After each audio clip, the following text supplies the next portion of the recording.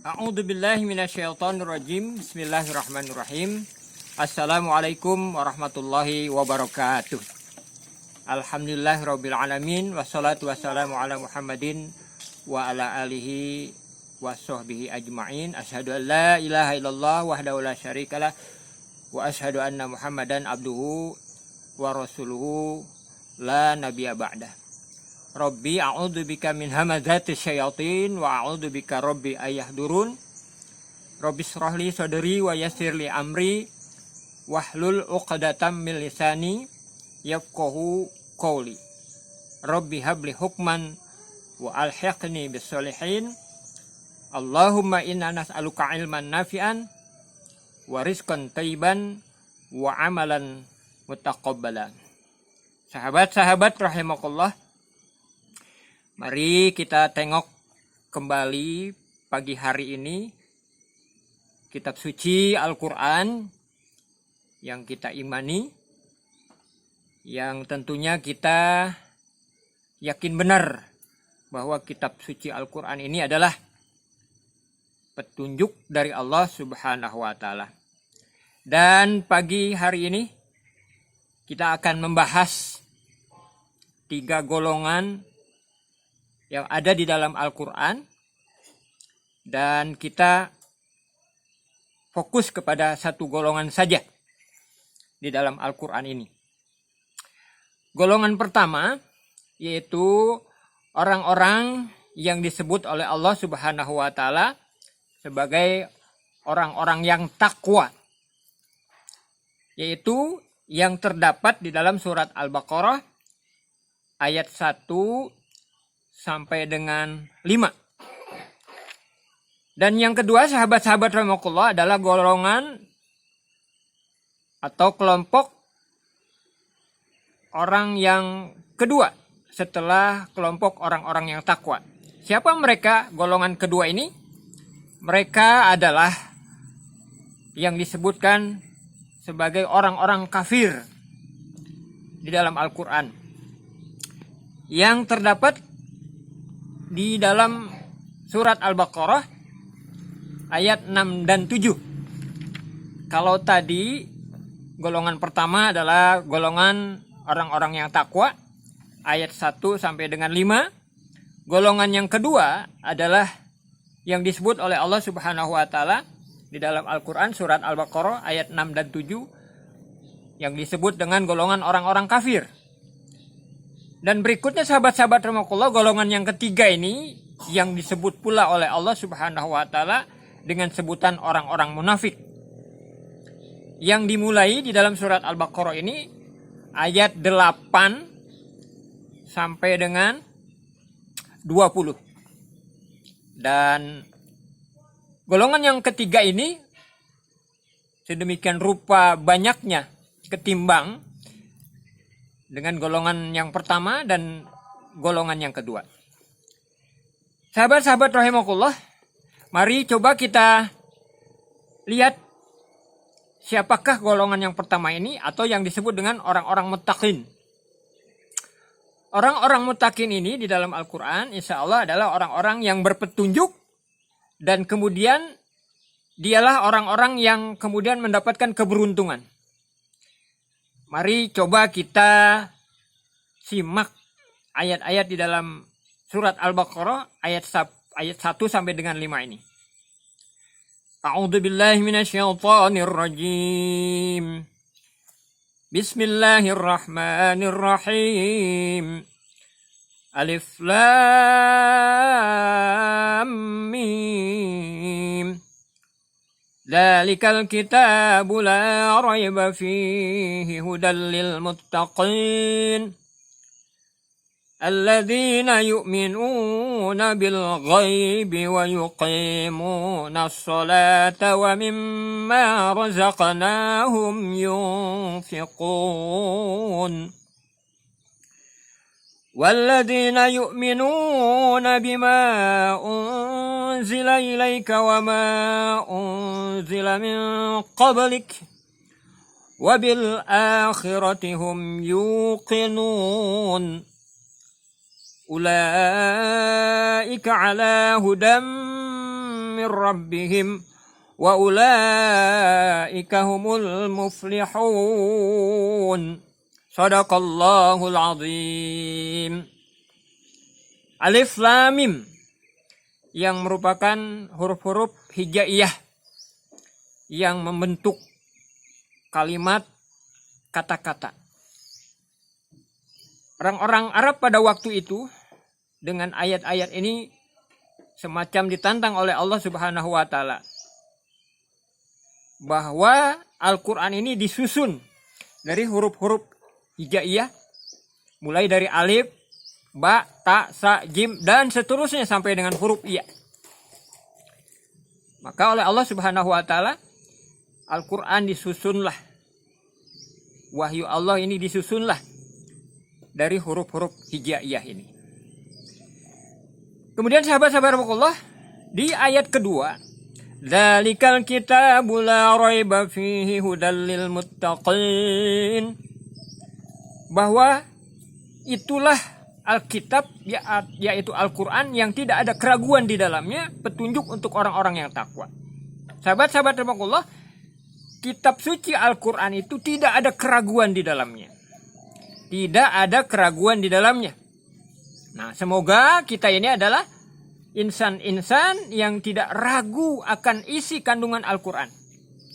Yang berarti sahabat-sahabat rahimakumullah bahwa selain kita membaca teks Al-Qur'an itu kita berupaya berikhtiar untuk mengerti isi kandungan Al-Qur'an.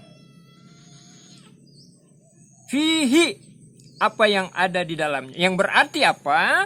Setelah kita membaca teks Al-Qur'an ini, kita coba membaca artinya.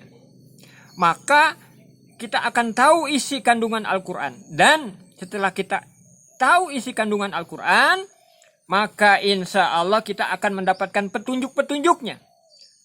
Maka disebutkan oleh Allah Subhanahu wa taala tidak ada keraguan di dalamnya bahwa Al-Qur'an itu adalah petunjuk untuk bisa menjadi orang-orang yang takwa. Hudal lil muttaqin. Itu satu sahabat-sahabat Allah tidak ragu terhadap Al-Qur'an, mengerti apa yang ada di dalamnya, dan kemudian setelah mengerti, tahu isi kandungannya, akanlah kemudian menjadi petunjuk untuk bisa menjadi orang-orang yang takwa. Bukan orang kafir dan bukan pula orang-orang munafik, tapi orang takwa, sahabat-sahabat Allah. Satu, tidak ragu terhadap isi kandungan Al-Qur'an. Yang kedua, alladzina yu'minuna bil ghaibi wa yuqimuna as-salata wa mimma razaqnahum yunfiqun. Dan ketika identitas takwa ini sudah didapatkan berdasarkan petunjuk-petunjuk dari Allah Subhanahu wa taala, maka orang yang takwa ini punya ciri-ciri, punya sikap dalam hidup dan kehidupannya terhadap petunjuk-petunjuk yang ada di dalam Al-Qur'an. Yaitu apa? Dia beriman kepada yang gaib. Beriman kepada yang gaib, maka dengan berpetunjuk pada aturan Allah, pada petunjuk Allah ini, maka beriman kepada yang gaib ini akan benar, tidak sesat. Beriman kepada Allah yang merupakan gaibul haq, beriman kepada malaikat, beriman kepada rasul-rasul, beriman kepada hari kemudian, beriman kepada surga dan neraka. Dan termasuk juga sahabat-sahabat rahimakumullah, akan isi hati itu pun adalah yang gaib, yang kita tidak tahu, kita tidak mengerti sebenarnya akan isi hati kita. Apalagi orang lain, termasuklah anak-anak kita tidak mengerti isi hati mereka. Itu diantaranya pengertian yang gaib, selain yang sudah disebutkan beriman kepada yang gaib itu pada Allah, malaikat, dan seterusnya. Termasuk kepada isi hati pun kita tidak mengerti. Beriman kepada yang gaib. Alladzina yu'minuna bil gaib wa yuqimuna shalah. Nah, karena kita tidak mengerti tentang yang gaib, yang nyata-nyata saja, yang kelihatan teraba kita tidak ngerti. Termasuk yang bisa diraba, nyata kelihatan, yang ada pada diri kita, berapa jumlah rambut kita bisa diraba, bisa dilihat, kita tidak mengerti berapa jumlahnya. Maka karena kita tidak mengerti akan hal yang gaib, di situ kemudian dibatasilah oleh Allah, ditegaskan oleh Allah, tegakkan sholat. Wa yuqimunas sholah. orang-orang yang mendirikan sholat, menegakkan sholat. Karena dijelaskan di ayat yang lain, surat Al-Baqarah, umpamanya sahabat-sahabat Allah, di ayat 153. Ya ayyuhalladzina amanu sta'inu bisobri wassalah, innallaha ma'as-sabirin. Hai orang-orang yang beriman, jadikanlah sabar dan sholat menjadi penolongmu. Karena kita tidak tahu akan yang gaib. Rasa dan perasaan diri kita, apalagi orang lain. Bagaimana keadaan di depan hari kemudian kita tidak mengerti. Kita minta pertolongan kepada Allah supaya selamat terhadap hal-hal yang gaib ini. Yaitu dengan cara apa? Dirikan sholat. Nah, sahabat-sahabat rahimakumullah, jangan tinggalkan sholat. Wa yuqimuna sholat. Wa mimma razaqnahum yunfiqun. Dan mengeluarkan infak. Infak jangan lupa. Kita sisihkan harta-harta yang kita miliki. Untuk kemudian kita keluarkan. Yunfikun, mengeluarkan infak. Jangan menjadi orang yang bakhil, jangan menjadi orang yang pelit. Wa mimma razaqnahum yunfikun, dan terhadap rizki yang Allah berikan kepada kita, maka kemudian kita infakkan. Yang berikutnya sahabat-sahabat rahimakumullah, walladzina yu'minuna bima unzila ilaik. Walladzina yu'minuna bima unzila ilaika wa ma unzila min qablik wa bil akhirati hum yuqinun. Lalu kembali ditegaskan oleh Allah untuk memperjelas dzalikal kitab la raiba fihi hudal lil muttaqin. Diperjelas oleh Allah, ditegaskan oleh Allah kemudian siapa orang yang takwa itu? Yaitu orang-orang yang beriman kepada apa yang diturunkan. Beriman kepada apa yang diturunkan oleh Allah kepada Nabi Muhammad SAW. Dan terhadap kitab-kitab suci yang diturunkan oleh Allah Subhanahu wa Ta'ala sebelum kitab suci Al-Quran. Kita mengimani Injil, Taurat, Zabur. Wabil akhiratihum yuqinun. Dan terhadap hari akhir, hari kemudian, kita meyakininya. Ada hari kiamat, kita meyakininya. Hancur-hancuran alam semesta ini. Mati semua, tidak ada yang bernyawa kecuali Allah. Akan mati. Lalu kemudian ada hari berbangkit, dikumpulkan kita semua di padang mahsyar. Itu kita yakini. Adanya kemudian hari pertimbangan, hari penghakiman, dan keputusan. Maliki Yaumiddin, yang pada waktu itu benar-benar hanya Allah Subhanahu wa Ta'ala sebagai hakim yang sesungguhnya. Tidak bisa disogok, tidak bisa kemudian dia melakukan yang berdasarkan pesanan. Benar-benar adil. Benar-benar dibalaslah semua perbuatan-perbuatan manusia, termasuk diri kita. Wabil akhiratihum yuqinun, terhadap hari akhir, hari pembalasan, beriman kepadanya, yakin.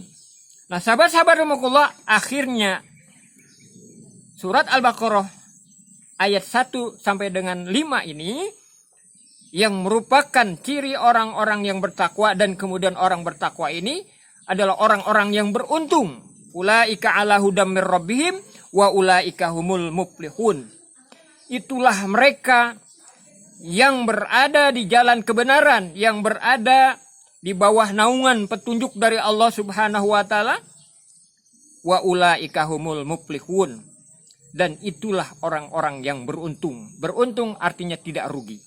Mudah-mudahan hadirin rahimakumullah, kita termasuk orang-orang yang berada pada petunjuk Allah Subhanahu wa Ta'ala, dan kemudian termasuklah pula dengan berpetunjuk pada aturan Allah Subhanahu wa Ta'ala ini, diri kita menjadi orang-orang yang beruntung, bukan menjadi orang-orang yang merugi. Beruntung dalam hidup dan kehidupan di dunia, beruntung juga kemudian dengan berlapis-lapis keberuntungan di akhirat nanti. Mudah-mudahan Allah kabulkan harapan kita tersebut. Demikian sahabat-sahabat rahimakumullah, billahi taufiq wal hidayah. Assalamualaikum warahmatullahi wabarakatuh.